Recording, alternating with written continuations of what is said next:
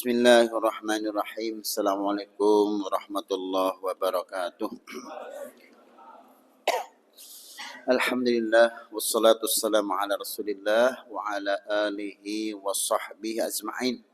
Wa qala ta'ala inna a'tainakal kautsar fashalli li rabbika wanhar inna syani'aka huwal abtar. Wa qala qad kanat lakum uswatun hasanah fi Ibrahim walladzina amanu ma'ahu. Bapak, Ibu, jamaah salat maghrib, jamaah thalabul ilmi, insyaallah jamaah yang dicintai oleh Allah Subhanahu wa taala. Alhamdulillahirabbil alamin, kita masih istiqomah melaksanakan syariah Allah dalam bentuk salat yang 5 waktu. Semoga nanti insya Allah di hari Rabu kita juga bisa melaksanakan sholat Idul Adha. Kemudian semoga setelah itu kita bisa ikut ihraqid dam, yaitu menyembelih hewan kurban. Semoga Allah mampukan kita untuk bisa ittiba kepada Ibrahim alaihissalam. Yang sedang atau belum bisa, nanti setidaknya kita ikut membantu penyelesaian udhiyah tersebut.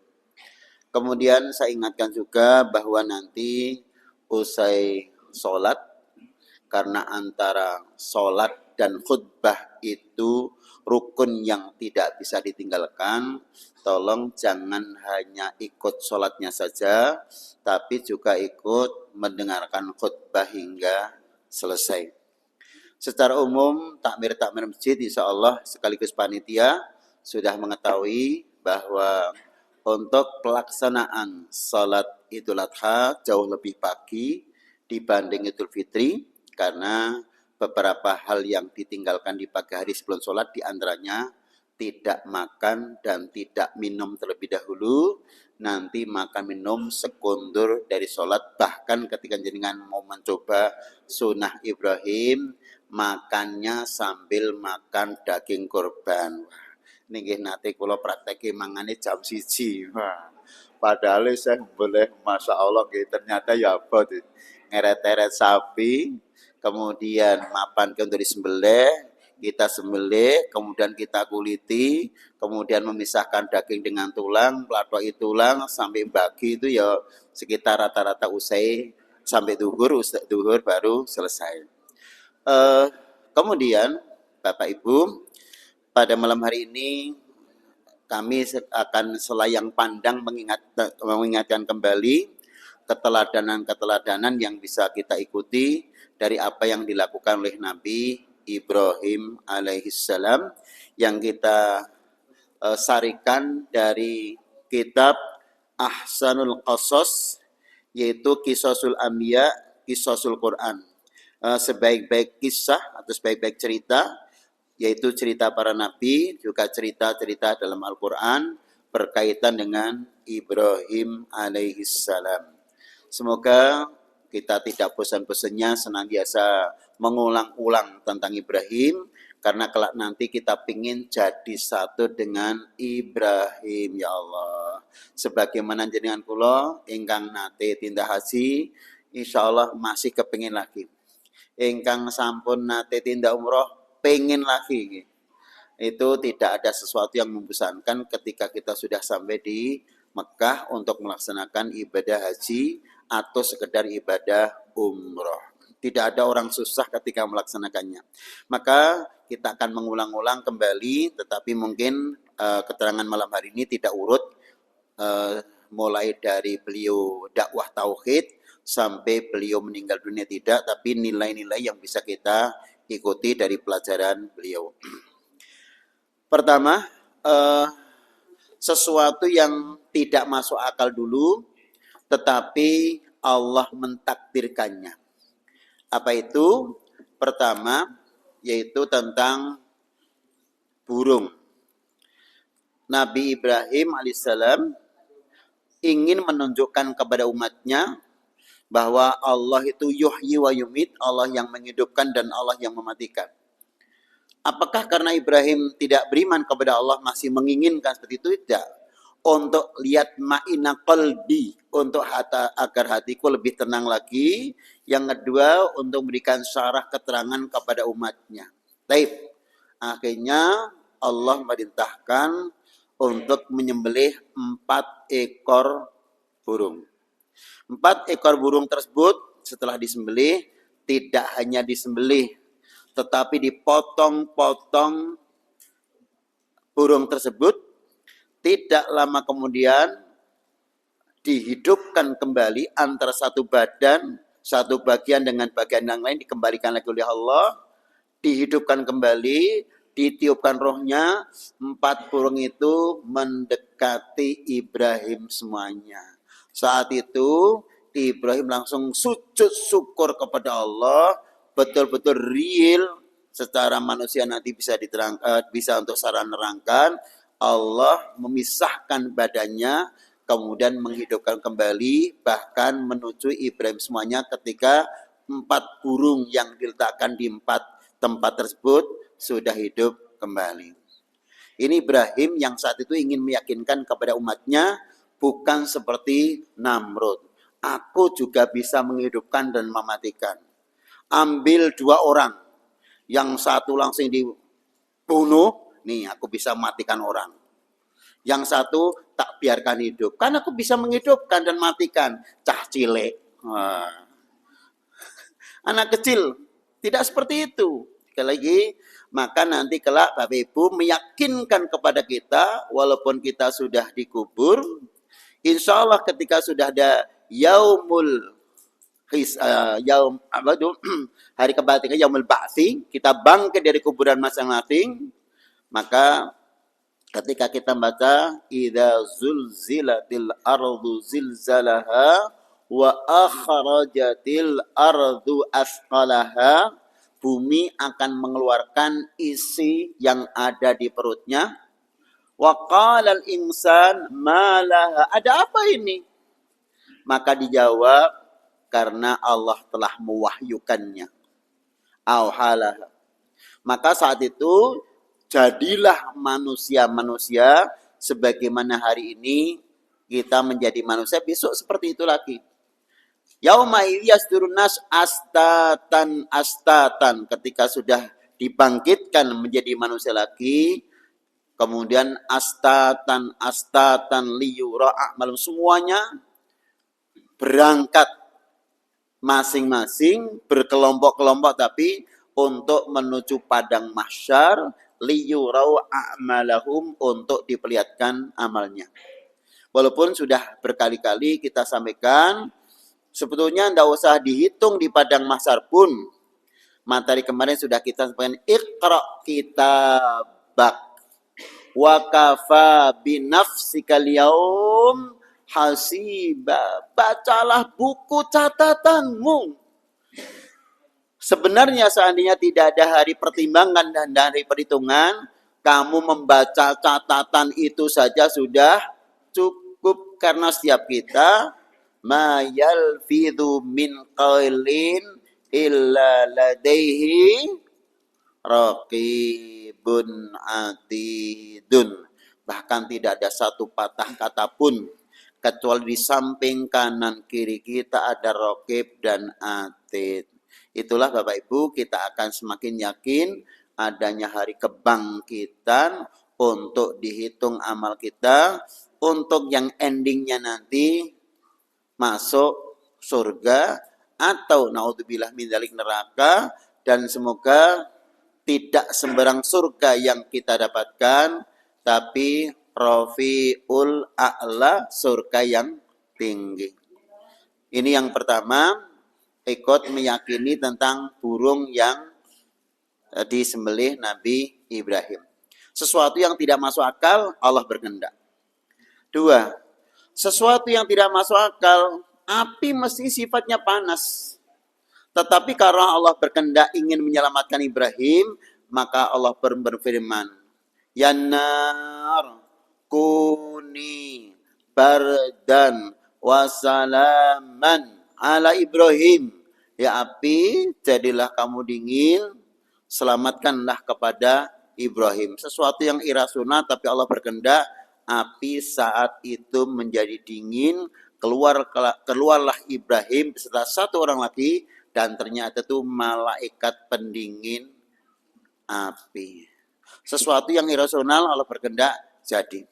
Yang ketiga dalam kisah kitab ini, Ahsanul Qasas, sebenarnya ketika Ibrahim hendak menyembelih putranya tercinta Ismail, itu sikinnya, pisaunya sudah diisah, sudah dipertajam. Ketika sudah begini kan, ternyata orang pan. Diulangi lagi yang kedua, enggak empan lagi. Baru setelah itu, fafadainahu, telah aku gantikan bidzabhin adim, dengan penyembelihan yang besar, karena ininya qad sodakta ru'ya, kamu telah meyakini, bahkan melaksanakan mimpimu, dan mimpi itu firman Allah perintah, artinya itu sekedar untuk ujian saja.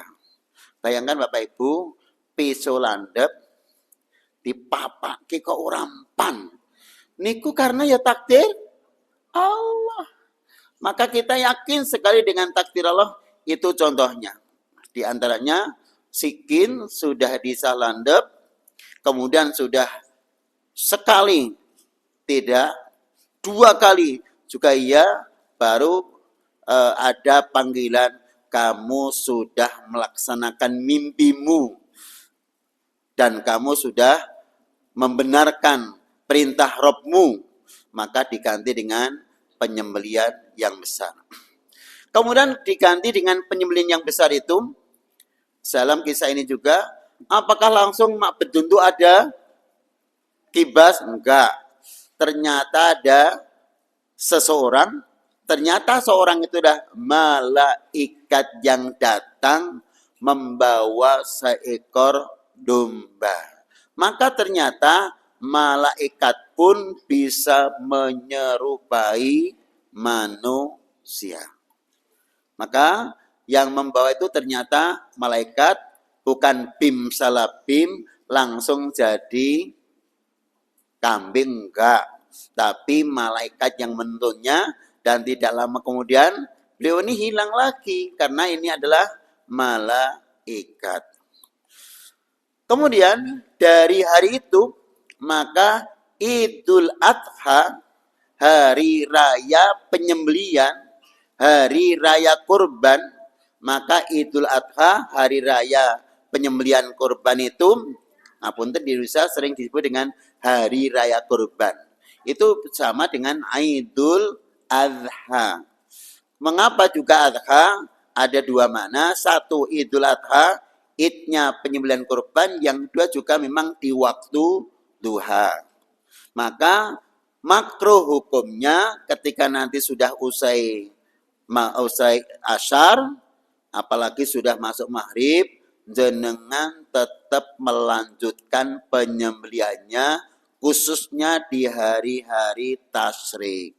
Maka seandainya jenengan kula mangke mau meragat kurban untuk di hari tasyrik 11, 12, 13, tapi jangan sebelum waktu duha dan jangan usai maghrib. Itu hukumnya makruh. Bapak Ibu, sesuatu yang tidak masuk akal menjadi terlaksana. Kemudian yang berikutnya, untuk mendapatkannya beliau itu bertauhid, awalnya beliau itu berada di sebuah komunitas, bahkan negeri yang tidak baik-baik saja. Kanan, kiri, muka, belakang semuanya penyembah bintang, penyembah bulan, penyembah matahari. Beliau berpikir, ketika sore hari, wow, ini Tuhanku, bagus sekali. Tapi tidak lama kemudian ada bulan yang lebih besar. Hada akbar. Wah, yo aku pilih sing lebih gede. Paginya hilang lagi, ganti matahari. Hada akbar. Tapi masuk Gusti Allah kok hilang? Tumbuh, hilang, tumbuh. Nah, baru berarti menemukan yang menciptakan bintang, yang menciptakan bulan, yang menciptakan matahari itulah Tuhannya. Maka ketika Bapak Ibu sudah mengucapkan alhamdulillahi rabbil alamin, Tuhannya seluruh alam, kita sudah bertauhid rububiyah. Pengakuan bahwa Allah itu yang menciptakan langit bumi beserta isinya, tinggal ditingkatkan menjadi tauhid uluhiyah, yaitu tauhid dalam bentuk melaksanakan perintah dan meninggalkan larangan yang disebut dengan takwa. Begitu kita ingat takwa, ingat Al-Quran. Allah tidak nerima dagingnya. Allah tidak nerima dimauha, darahnya. Tapi yang diterima oleh Allah adalah ketakwaan kita. Berarti intinya kaitannya baik itu sholat, baik itu kurban khususnya karena yang sedang kita bahas adalah kurban. Tolong betul-betul ikhlas karena Allah Subhanahu wa ta'ala. Maka biasanya kita pun juga membiasakan diri untuk membacanya Bismillahi Allahu Akbar. Allahumma hadza minka wa ilaika. Rabbana taqabbal min, disebutkan satu persatu. Shahibul kurban misalnya 7 orang yang ikut berserikat dalam satu sapi. Rabbana taqabbal min Mbah Atmo di Mejo. Tidak apa-apa sebutkan.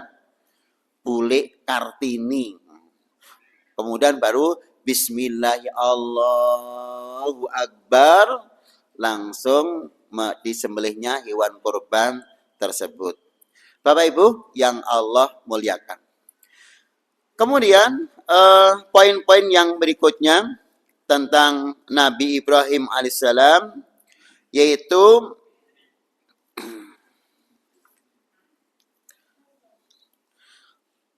doa-doa yang dilantunkan Nabi Ibrahim.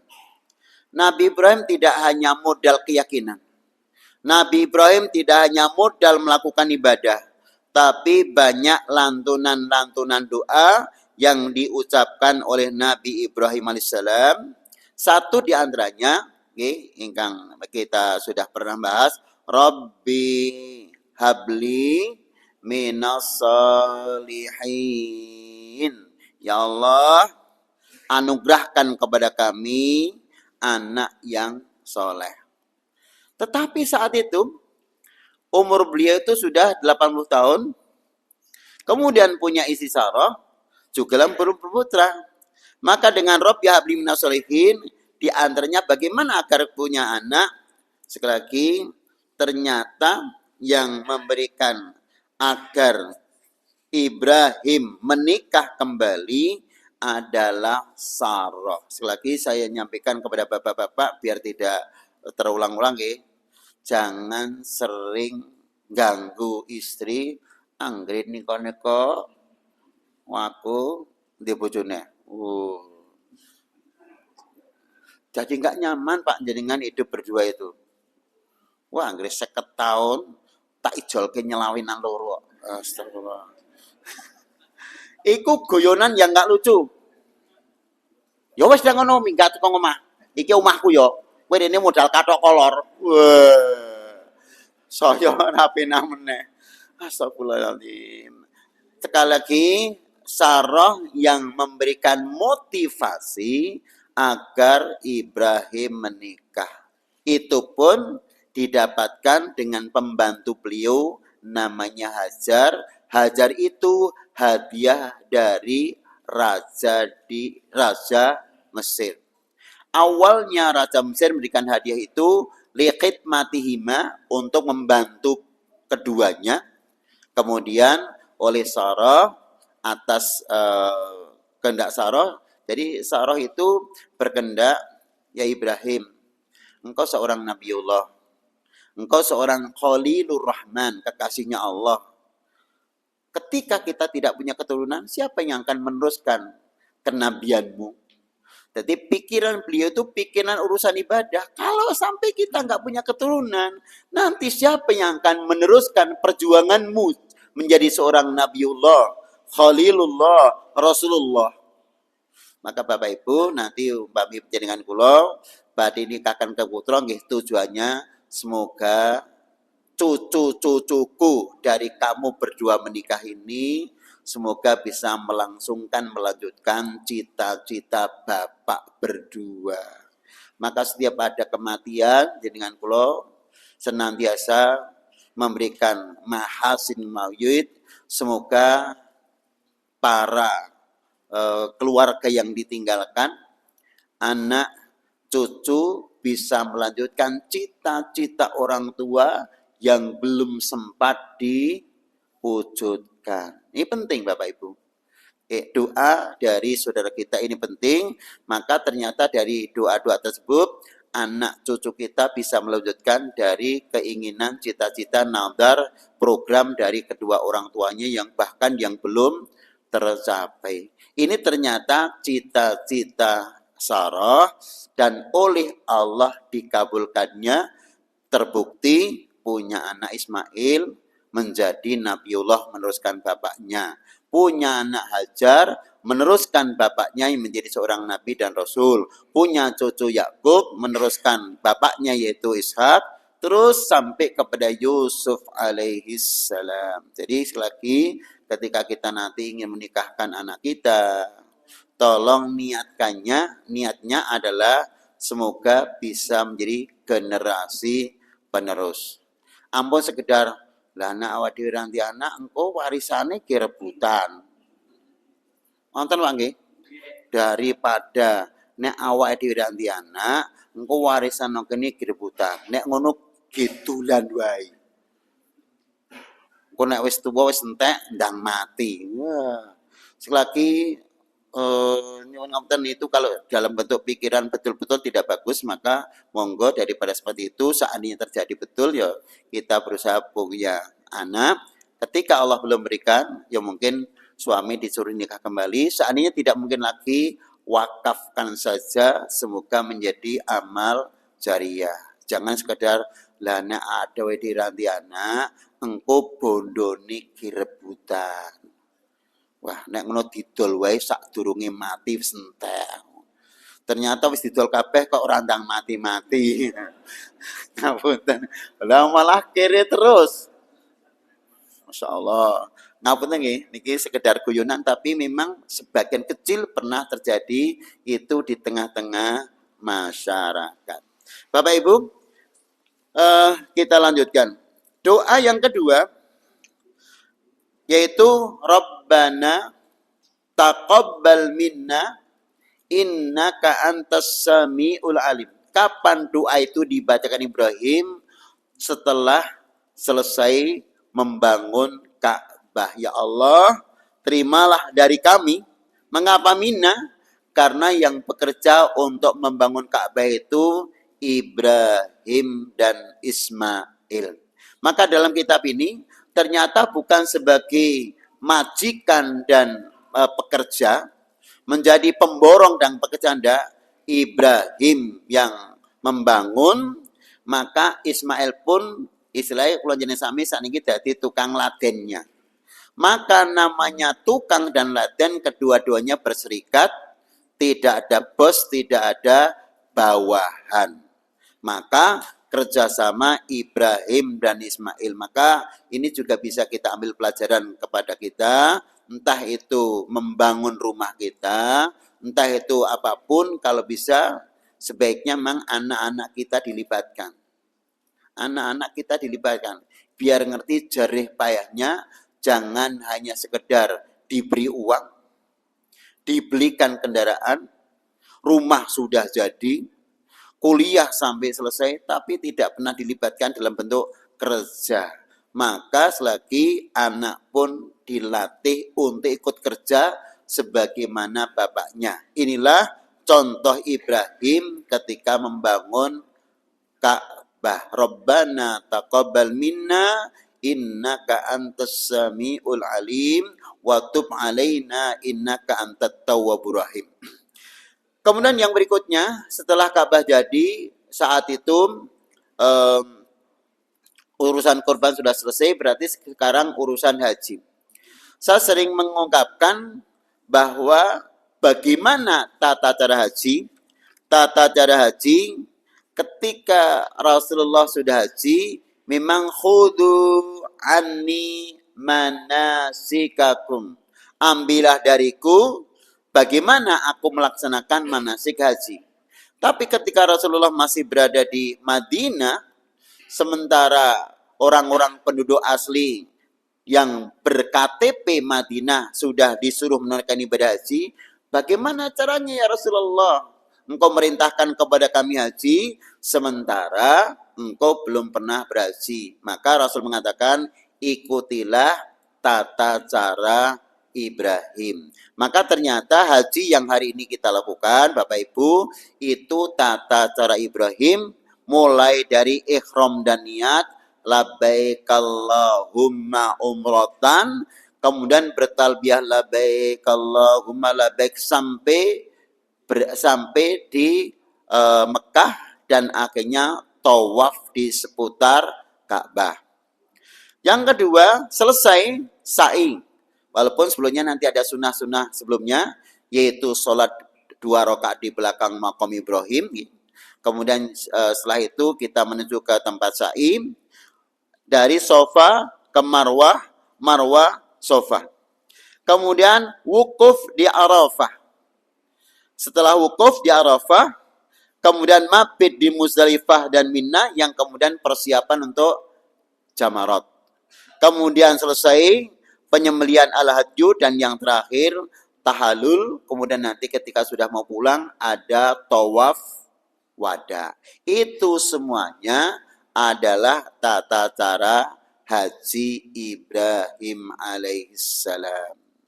Dan itu berarti semoga Bapak Ibu yang Allah sudah perkenankan untuk ibadah haji, semoga kaki Bapak Ibu pernah menginjak tanah sebagaimana tanah yang sudah diinjak oleh Ibrahim dan Ismail. Lain Pak, jenengan kula pernah menginjak tanah yang tanah itu pernah diinjak oleh para nabi rasul itu rasanya beda. Mila kula sering matur ya Allah. Kita berbicara tentang masjid, ketika kita menjadi takmir masjid itu lain dengan orang yang tidak pernah ke masjid berbicara tentang masjid. Maka kalau ngomong ngambali atur, mbok pilih mangke memang ini agak berat sekali dilakukan, tapi ini idealisme dari kita. Satu, sebaiknya karena konsep kita faqidu syai' la yu'ti, orang yang tidak punya tidak bisa memberi, sebaiknya memang khatib Idul Adha itu orang yang syukur bagi pernah haji. Ketika belum pernah haji, syukur bagi pernah umroh. Syukur bagi yang kedua, seandainya umroh juga belum, syukur bagi ikut wakaf masjid kaitannya dengan pembangunan masjid. Syukur bagi khatib Idul Adha pernah berkorban sebagaimana Ibrahim berkorban. Syukur bagi khatib Idul Adha keluarganya hebat-hebat, artinya soleh-solehah, tidak ada kasus-kasus yang buruk yang menimpa pada keluarga tersebut karena menjadi suri teladan bagi kanan kirinya. Syukur bagi Ibrahim itu punya syukur bagi khatib-khatib Idul Adha itu ikut di dunia dakwah untuk menyebarkan tauhid. Maka ketika ini semuanya terwujud, kalau tidak dikurangi satu lagi, monggo satu di antara sekian persyaratan sudah ada itu nanti khutbahnya jauh lebih mengena dibanding hanya teori. Itulah yang kesekian kali kami sampaikan. Lah ceramah manten sing ceramah urung dibujuk menerangkan tentang malam pertama. Ya, fakidu syala yu'ti. Mula ngapunten, saya enggak berani menerangkan tentang bagaimana cara hafal Quran 30 juz. Lah karena kula nggih dereng hafal. Karena takut. Fakidu syala yu'ti, orang yang tidak punya tidak bisa memberi. Maka Bapak Ibu, inilah hal-hal yang perlu kita contoh. Kemudian Bapak Ibu yang hari ini sudah meniatkan untuk ikut berkorban, memang menahan diri untuk tidak potong kuku, tidak mencukur rambut dan sebagainya. Ternyata hadis tentang khamsun minal fitrah, 5 kategori fitrah itu memang itu tinggalan Nabi Ibrahim yang dilanjutkan oleh Rasulullah. Apa itu? Al-khitan. Khitan adalah sunnah Ibrahim, walaupun Ibrahim umur yang ke-40 baru khitan. Gen kula nggih wonten nate. Saya di ngutus Pak jenengan punya pengalaman. Khitan paling tua umur pinten? 40. Kok iso? Lah mualaf terus nyekeli yo gampang. Iya. Kok gampang? Ais gede. Masya Allah. Maka saya pun juga bersama teman-teman di masjid ingin mengadakan khitan masan per tanggal 25. Tidak kita batasi umurnya. Umur berapapun boleh ikut khitan selama dia belum khitan. Cuma nanti syaratnya karena kita acara seremonialnya di masjid, sebelum khitan nanti kita masuk masjid dulu untuk seremonial. Nah, ketika masuk masjid mangke diajari syahadat. Ben ngerti makna masuk nih, berarti kon mlebu Islam. Karena sunnah itu bagian daripada ajaran Islam, maka ketika di masjid, apalagi masjid tidak boleh non muslim masuk masjid, kita seremonial masjid, nanti kita diajari syahadat dulu, baru seremonial, setelah itu dihitan walaupun umurnya sudah 40. Nah, nonton yang tanglet nek ndandake oleh ora. Aku ndandake, gen kula mung ngarep tok. Sing mburi nggih coba nanti tak tanya dokternya. Memang boleh juga. Tetapi toh tidak ditandakkan pun ya sudah bisa dipakai ngoten. Ngapunten. Yang kedua, istihdad. Ternyata Bapak Ibu mencukur bulu yang tumbuh di seputar alat vital itu juga sunnah Nabi Ibrahim yang dilanjutkan oleh Rasulullah. Maka memang sunnah setidaknya nanti bisa kita laksanakan per hari Jumat, yaitu mencukur bulu yang tumbuh di sekitar alat vital, baik putra maupun putri, kecuali mulai tanggal 1 kemarin sampai nanti Idul Adha bagi yang mau korban. Yang ketiga yaitu qasus syarib, yaitu mencukur kumis. Ini juga sunnah Rasul. Ampun dibalik nggih. Ini resik. Nah, irinya somono. Nah, Islam dibalik. Nah, nggih. Ini tentang qasus syarib. Yang keempat, memotong kuku. Yang terakhir, mencabut bulu ketiak. Maka ternyata bulu ketiak itu sunnahnya itu dicabut, bukan dicukur. Mulai ibu-ibu nggih kula aturaken ingkang sampun keluarga. Mas utawi kula njenengan sami bapak-bapak, ayo Dik ngibadah sunnah. Aku tak ucul baju ngeten. Iya. Langsung dicabuti dari kanan dan kiri. Winak tenan lho, Pak. Ngapunten maka kaping-kaping ini sekedar guyonan tapi itu sunnah Rasul sallallahu alaihi wasallam.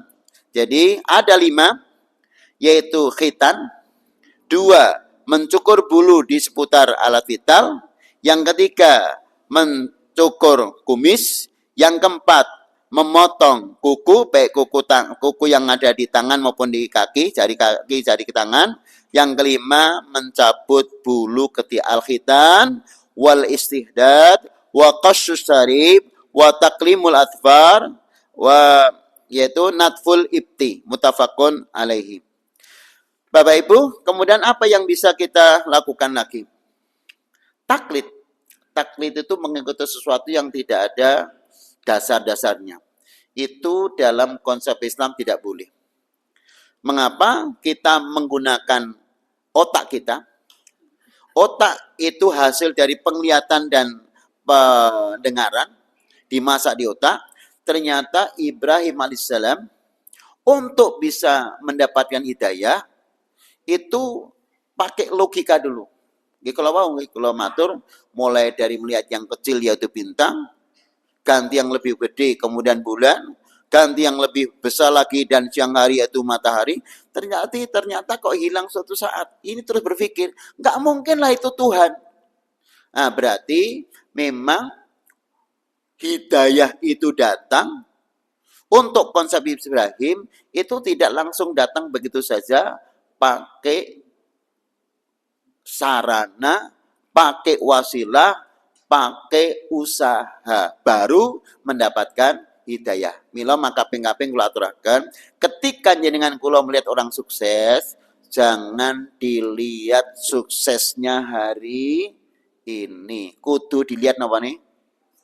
Prosesi dadi wong sugih ki harus dilihat. Aja mung lan jenengan ngono, entuk dari beberapa sumber.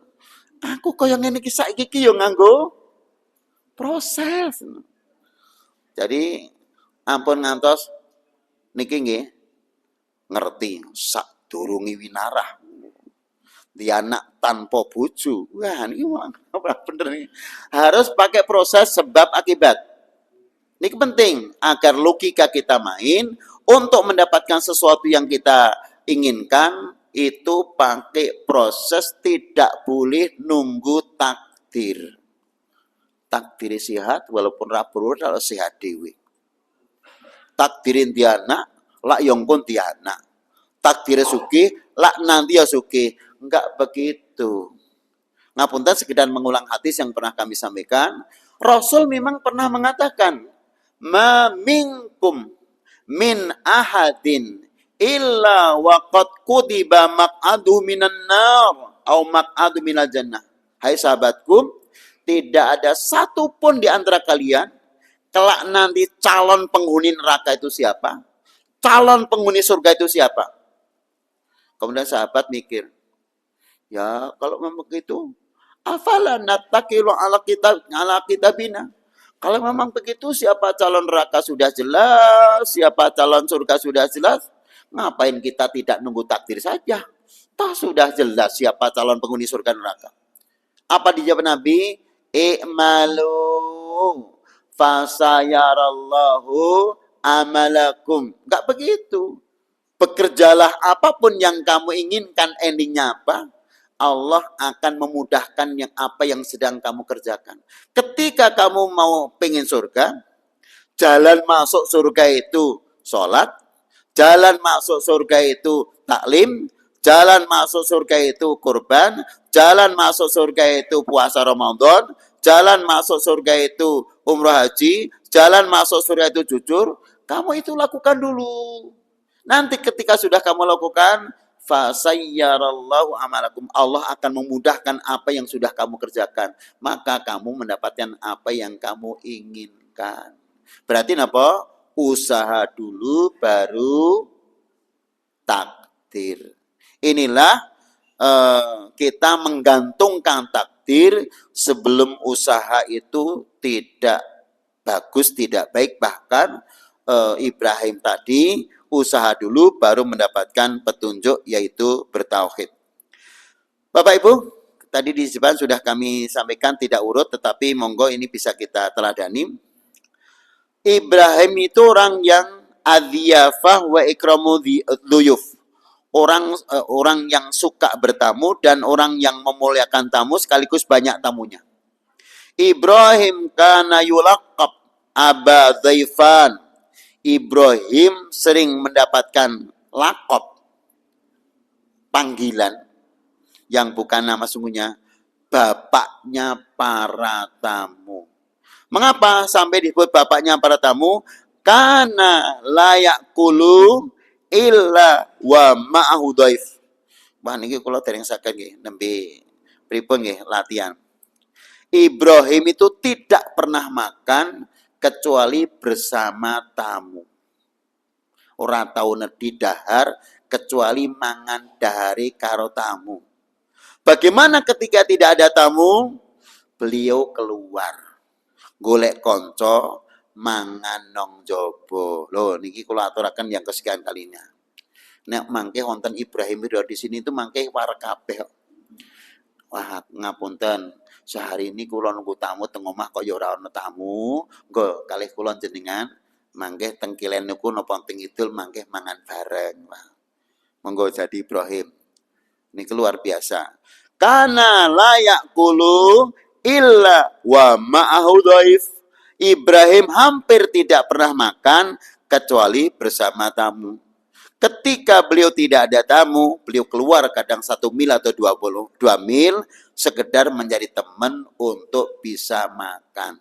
Nah, ketika tidak ada tamu, beliau yang bertamu, tetapi mengajak yang ditamui untuk makan bersama. Kemudian berikutnya tadi masih berkaitan dengan doa. Tadi sampai kepada Rabbana taqabbal minna innaka antas samiul alim. Awalnya Bapak Ibu, Nabi Ibrahim itu berdoa Rabbighfirli wali walidayya walil mu'minina yauma yakumul hisab. Ya Allah, ampunilah diriku, ampunilah kedua orang tuaku, ampunilah seluruh orang-orang yang beriman yauma yakumul hisab. Doa untuk diri sendiri dulu, kemudian kedua orang tua, kemudian umum kaum muslimin muslimat. Semoga nanti kelak di hari hisab disukseskan oleh Allah. Tapi karena khusus untuk kedua orang tuanya, untuk orang tuanya itu azar, belum mau beriman, akhirnya dilarang oleh Allah. Beliau sudah mengatakan la astaghfirannaka wa ma amliku laka minallahi min syai'. Betul-betul akan aku mintakan ampun kepada Allah atas dosa yang kamu kerjakan. Sudah aku larang untuk menyembah berhala, tetapi kemudian dilarang oleh Allah, maka nabi waladina amanu ayastaghfirul musyrikin walau kanu uli qurba. Kita tidak boleh mendoakan orang musyrik walaupun itu saudara kita, yaitu saudara kita musyrik yang sudah meninggal. Tapi ketika kita masih punya saudara yang belum meninggal, apapun agamanya, apapun keyakinannya, monggo derek kados Nabi Muhammad, Allahumma hdi biqaumi. Ya Allah, berikanlah petunjuk kepada umatku, karena mereka seperti itu, karena mereka la ya'lamun, tidak mengetahui. Itu saja mungkin yang kami sampaikan. Sekali lagi, kita dilarang memintakan ampun saudara kita yang musyrik ketika orang itu sudah meninggal. Tapi ketika belum, mintakanlah kepada Allah untuk memberikan hidayah. Jadi ketika saudara kita itu memang masih musyrik, masih non-muslim, mintakan hidayah kepada Allah, jangan ora sudin dungake. Sekali lagi, ora sudin dungake itu ketika sudah meninggal, ketika belum, kewajiban kita memintakan hidayah kepada Allah Subhanahu wa taala. Semoga keluarga kita seperti keluarga Nabi Ibrahim alaihissalam, kemudian kelak nanti kita bisa jadi satu dengan beliau di surga. Amin. Itu saja yang kami sampaikan. Monggo bismillah, kita akan melakukan ibadah korban nanti. Maka tadi sudah diumumkan Kamis malam Jumat yang akan datang taklimnya diliburkan dulu karena masih yaumul akli wasurbi, hari makan minum, yaitu hari tasyrik. Sekian, assalamualaikum warahmatullahi wabarakatuh.